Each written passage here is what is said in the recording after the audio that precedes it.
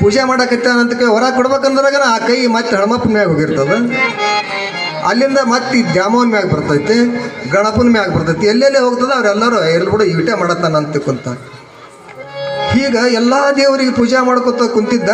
ಮನ್ಯಾಗ ಮೊಮ್ಮಗ ಇತ್ರಿ, ಅದು ಹೊರಗೆ ಗೋಲಿಗಂಡು ಆಡಕತ್ತಿತ್ತು ಅಂಗಳದಾಗ.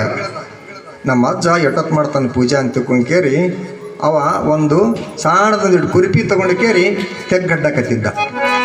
ಅವ ಅಂಗಳು ತುಂಬ ತೆಗ್ಗು ಹಾಕಿಬಿಟ್ಟಿದ್ದನ್ ರೀ. ಅಡ್ಡೋದು ಇಟ್ಟಿಟ್ಟು ಹಡ್ಡೋದು ಬಿಟ್ಟು ತಿರುಗಾಡ್ತಿದ್ದ.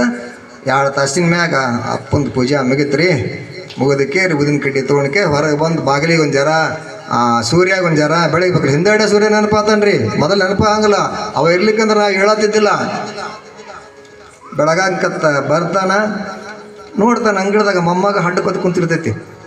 ಏ ಹುಚ್ಚ, ಯಾಕೆ ಏನು ಮಾಡಕತ್ತೀವೋ ಅಂತ. ಬಾಯಿ ತೆಗ್ಯಾಕತ್ತೀನಿ ತಾತ, ಬಾಯಿ ತೆಗ್ಯಾಕತ್ತೀನಿ ಅನ್ನಂತ.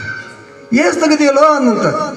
ತೆಗದ ಅಜ್ಜ ಒಂದ್ರಾಗ ನೀರು ಬರೋವಲ್ಲು. ಇಟ್ಟಿಟ್ಟು ತೆಗದೀನಿ ಗೇಣು ತೆಗದೀನಿ ಮಣ ತೆಗದೀನಿ, ಒಂದ್ರಾಗ ನೀರು ಬರೋಲ್ಲು ಅನ್ನಂತ.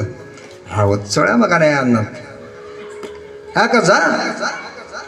ಅಲ್ಲೋ ಸುಮಾರು ಒಂದು 60-70 ಗಡ್ಡಿಯಪ್ಪ, 60-70 ಒಂದ್ರಾಗ ಹೊಡೆದಿದ್ದೆಪ್ಪ ಅಂತಂದ್ರೆ ನೀರು ಬರ್ತಿತ್ತಲ್ಲೋ ಅನ್ನಂತ.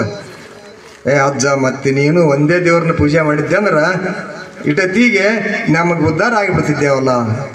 ಮಕ್ಕಳು ಭಾಳ ಸೂಕ್ಷ್ಮ ಇದಾವ್ರಿ. ಅದಕ್ಕೆ ನಾವು ಮನೆಯಲ್ಲಿ ಸಂಸ್ಕಾರ ಕೊಡಬೇಕು. ಪೂಜಾ ಸಂಸ್ಕಾರ, ಹಿರಿಯರ ಬಗ್ಗೆ ಸಂಸ್ಕಾರ, ಗುರಿಯರ ಬಗ್ಗೆ ಸಂಸ್ಕಾರ ಕೊಡಬೇಕು. ಪೂಜೆ ಅಂದರೆ ಏನು ಬಿಟ್ಟಿವಿ ನಾವೆಲ್ಲ ಮೊಬೈಲ್ ಕೊಡ್ತೀವಿ, ಮಾಲಿ ಕರ್ಕೊಂಡು ಹೋಗ್ತೀವಿ. ಮನೆ ಮಾಲಿ ಕರ್ಕೊಂಡು ಹೋಗ್ಬೇಡ್ರಿ, ಮಂದಿರ ಕರ್ಕೊಂಡು ಹೋಗ್ರಿ. ಮೊಬೈಲ್ ಕೊಡ್ಬೇಡ್ರಿ, ತಾಳ ಕೊಡ್ರಿ, ಮಕ್ಕಳ ಕೈಯಾಗ ಭಜನೆ ಮಾಡಲಿ.